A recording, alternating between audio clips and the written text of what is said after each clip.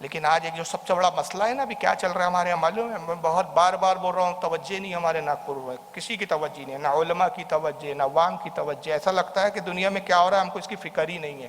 ایک سب سے بڑا جو ابھی مسئلہ چل رہا ہے ارتداد کا مسئلہ.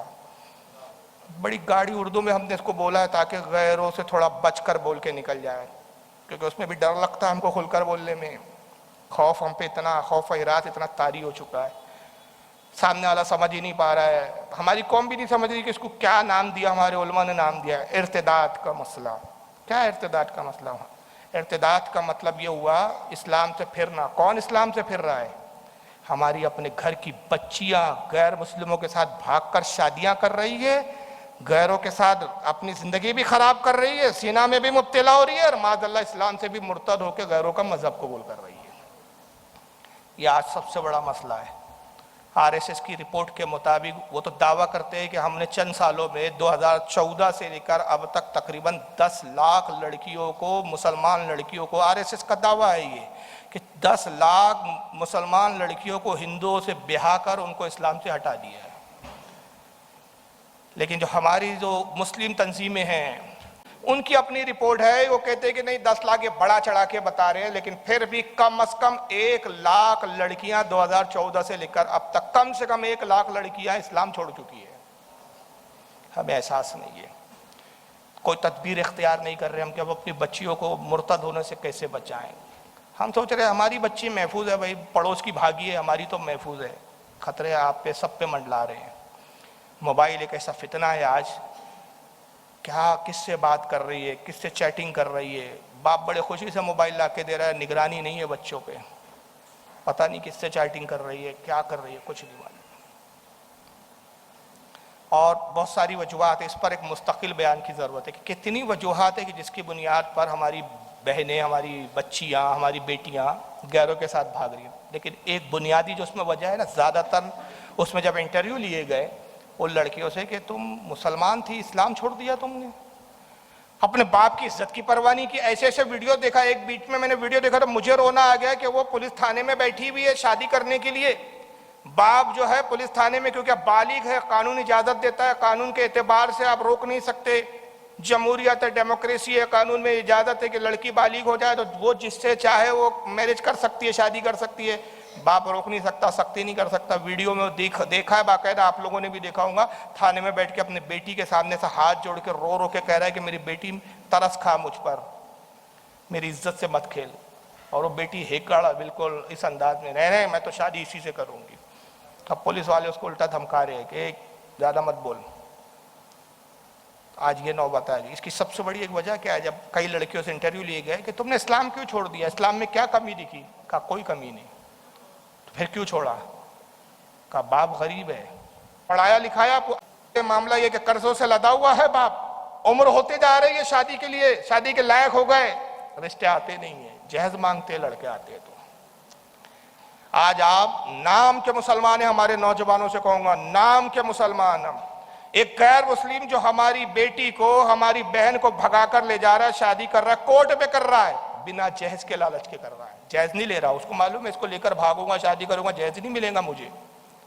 اس کو جہیز سے مطلب نہیں ہے، وہ اپنے باطل مذہب کی خدمت سمجھ رہا ہے، اپنے کفر کو بڑھانے کے لیے، اپنے کفری دل کو بڑھانے کے لیے وہ سمجھ رہا ہے کہ میں بہت بڑا کارنامہ انجام دے رہا ہوں. ایک مشنری چل رہی ہے، ایک مشن چل رہا ہے کہ جتنی مسلمان کی لڑکیوں کو انہوں نے ہم کو لو جہاد بولا تھا، جبکہ ایسا تھا نہیں، بدنام ہم کو خوب کیا، پہلے بدنام کیا، اور اب اس کا فائدہ یہ اٹھایا کہ بھگوا لا ٹریپ کے نام پر لڑکیوں کو اٹیک کرو.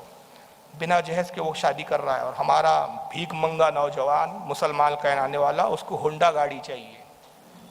ابے تیری اوقات جب خود کے ہونڈا گاڑی خریدنے کی نہیں ہے تو تم مرد بولتا ہے اپنے آپ کو؟ چلو بھر پانی میں ڈوب مر.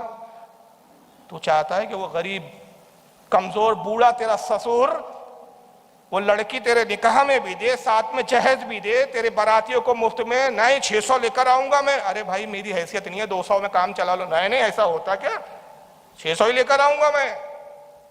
مفت خوروں کو لے جا رہا ہے، پیٹ بھروں کو لے جا رہا ہے، پورا بار اس بوڑھے آدمی پہ رکھ دیا. لڑکی بھی لے جا رہا ہے، لڑکی کے بعد جہیز بھی لے جا رہا ہے، اس کے بعد پھر اڑ کے بولتا ہے گاڑی بھی ہونا، کار ہونا، یہ ہونا. نتیجہ کیا ہوا؟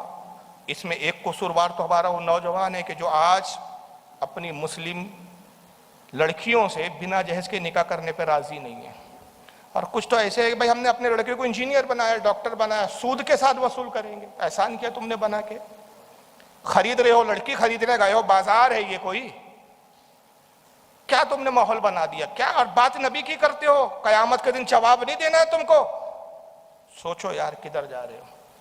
ایک قصور تو اس نوجوان کا ہمارا جو ایسا بنا جہیز کے شادی کرنے کے لیے آمادہ نہیں، اور دوسرا قصور کن کا ہے؟ وہ نئے جو امیر بنے، حرام کما کے دولت بنائے، اپنی بیٹی کے نکاح کرتے ہیں تو جہیزوں کی ایسی نمائش کرتے ہیں کہ غریب آدمی کا دل پسیج جاتا ہے۔ وہ سوچتا ہے کہ یار میں بھی اپنی بیٹی کے لیے کروں، اور وہی امیر کے جہیزوں کی نمائش کو دیکھ کے پھر ایک بھیک منگا نوجوان وہ دیکھتا ہے کہ میری اوقات تو اتنی کمانے کی نہیں ہے کہ بہترین بیڈ میں خرید سکوں، بہترین فرنیچر میں خرید سکوں، بہترین گاڑی خرید سکوں۔ آسان ذریعہ کیا ہے؟ جس لڑکی سے شادی کر رہا ہوں اپنے سسور پر، ہونے والے سسور پر ہی پروپیشر ڈالو۔ بھیا گاڑی دینا پڑتا تو شادی کرے گی، فرنیچر ایسا ہو نا۔ اب تو یہ حالت ہو گئی کہ بھیا پہلے سے ہی فرنیچر گھر میں بولتا بناؤ، اور میرے مزاج کا بناؤ، اپنی مرضی سے بھی فرنیچر نہیں دے سکتے۔ یعنی اس آدمی نے لڑکی پیدا کر کے ایک بہت بڑا یعنی کیا کرنے سے گناہ کر دیا بھائی۔ سوچو یعنی ہم کس طرف جا رہے ہیں۔ حالانکہ نبی نے یہ سنت بنایا کہ میں اپنی بیٹی کو چاہوں تو آسمان کے تارے توڑ کر دے سکتا ہوں، لیکن یہ معمولی سا جہیز اس لیے دے رہا ہوں کہ اگر میرا نام لیتے ہو، میری شفاعت کی امید کرتے ہو، تو صرف شفاعت کی امیدیں مت کرو، میری سنت پر عمل کر کے بھی دکھاؤ۔ اور امام مالک نے بتایا کہ سب سے بڑا جہیز کیا ہوتا ہے۔ امام مالک کے زمانے میں ایک بادشاہ تھا، اس کی ایک لوتی ایک ہی بیٹی تھی۔ بڑے ناز و انداز، بڑے پیار سے اس نے محبت سے اپنی بیٹی کی پرورش کی۔ ایک دن بیٹھے بیٹھے اس نے قسم کھایا کہ جب میں اپنی بیٹی کی شادی کروں گا، دنیا کی کوئی ایسی شے نہیں ہے جو میں اپنی بیٹی کو لا کر نہ دوں۔ جتنی شے، جتنی چیزوں کے بارے میں جانتا ہوں، اور جتنی چیزوں کے بارے میں میری معلومات ہے، دنیا کے جن کونے سے ہوں گی سب کو بلاؤں گا، سب کو جمع کروں گا، جہیز میں اپنی بیٹی کو دوں گا، ایسے عالی شان میں شادی کروں گا۔ قسم کھا لی اس نے۔ اتفاق سے یہ ہوا کہ کسی پڑوس کے ملک کے بادشاہ نے اس پر حملہ کیا، جنگ ہوئی، اس کو شکست ہوئی، جان بچا کے یہ اپنے اہل و عیال کو لے کر بادشاہ بھاگا۔ اب در در بھٹک رہا ہے، اور پھر بھٹکتے بھٹکتے یہ مدینے آتا ہے کہ اپنے آپ کو ایک سادہ سا مسلمان ظاہر کیا، کسی کو بتایا نہیں میں بادشاہ ہوں، اور سادے مسلمان کی طرح ایک کٹیا وٹیا لے کے وہ غریبوں کی زندگی گزارنے لگا۔ بچی جوان ہو گئی، رشتے آئے، تو رشتہ ایک جگہ اس کا طے بھی ہو گیا۔ تو اس کو خیال آیا کہ جب میں بادشاہ تھا تو میں نے ایک بار جذبات میں قسم کھا لی تھی کہ اللہ کی قسم اپنی بیٹی کو ہر نعمت لا کر دوں گا، مگر آج تو یہ حالت ہے کہ شادی کرنے کے لیے بھی ٹھیک سے پیسوں کا انتظام نہیں کر سکتا۔ تو اس قسم کو کیا توڑ دیا جائے تو پھر کفارہ کیا ہے؟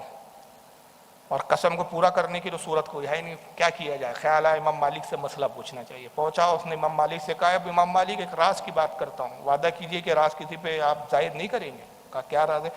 کہا میں کوئی معمولی غریب آدمی نہیں، فلاں ملک کا بادشاہ ہوا کرتا تھا۔ کہا اچھا تم ہی تھے؟ سنا تھا کہ تم جنگ ہوئی اور تمہیں شکست ہو گئی۔ کہا تم ہی ہو؟ ہاں میں ہی ہوں۔ کہا یہاں گمنامی کی زندگی گزار رہے ہو؟ کہا ہاں۔ اگر گمنامی کی زندگی نہ گزارا تو اب دوسرا بادشاہ کو پتہ چلے گا، گرفتار کریں گا، سزا دے دیں گا، قید میں ڈالیں گا یا قتل کر دیں گا۔ صرف یہ راز میں نے آپ پہ ظاہر کیا۔ کہا اس راز کو ظاہر کرنے کی کیا ضرورت پڑ گئی؟ چھپے ہوئے تھے، چھپے رہتے۔ کہا معاملہ یہ ہے کہ میں نے بیٹی کے نکاح کے لیے یہ قسم کھائی تھی، آج غریب ہوں کچھ بھی نہیں دے سکتے۔ امام مالک مسکرائے، کہا نہیں تجھے قسم توڑنے کی ضرورت نہیں، تو اپنی قسم پوری کر سکتا ہے۔ کہا حضور کیسے پوری کر سکتا ہو؟ آپ نے فرمایا کچھ نہیں، صرف اپنی بیٹی کے جہیز میں قرآن دے دے۔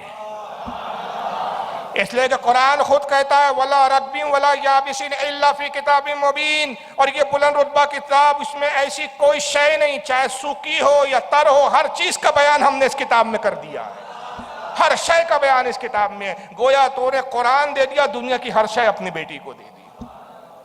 تو سب سے بڑا تحفہ کیا ہے؟ سب سے بڑا جہیز کیا ہے؟ قرآن ہے، فرنیچر نہیں ہے۔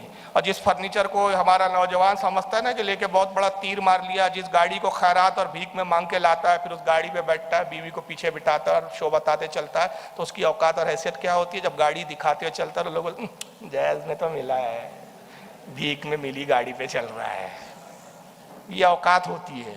اور وہ سوچتا ہے میں بہت بڑا تیر مار لیا میں نے اس میں۔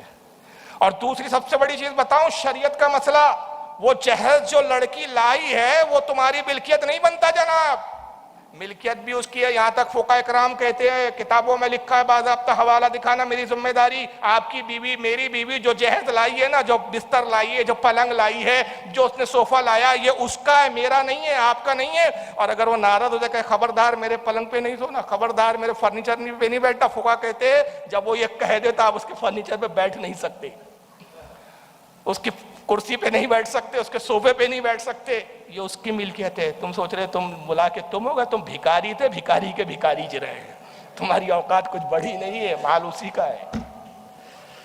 تو شریعت کو سمجھو تو بہتر ہے کہ بھیک مت مانگو۔ اس خیال سے وہ نوجوان، میں غریبوں کی بات نہیں کر رہا ہوں بھائی، وہ نوجوان جو حیثیت رکھتا ہے، خود صاحب استطاعت ہے، لیکن اگر کوئی ایسی غریب لڑکی مل جائے جس میں اخلاق اچھا ہے، کردار اچھا ہے، خوبی اچھی ہے، سیرت اچھی ہے، بنا جہیز کے وہ شادی کرے، یہ سوچ کر کہ میں مصطفیٰ صلی اللہ علیہ وسلم کی خوشنودی کے لیے کام کر رہا ہوں۔ لیکن یہ نہیں ہونے کی وجہ سے کیا ہو رہا ہے کہ غریب گھر کی وہ بچیاں جو دیکھنے میں بھی اچھی ہے، اعلیٰ تعلیم یافتہ ہے، کردار اچھا ہے، اخلاق اچھا ہے، لیکن صرف ان برائیوں کی وجہ سے کہ جہیز کی بنیاد پر بوڑھی ہو کر آخری کواری بوڑھیاں ہو کر آخر میں جو ہے نا گناہوں پہ آمادہ ہو جاتی ہے، معاذ اللہ گناہ کرنے پہ مجبور ہو جاتی ہے، تو اس کے ہم قصوروار ہیں۔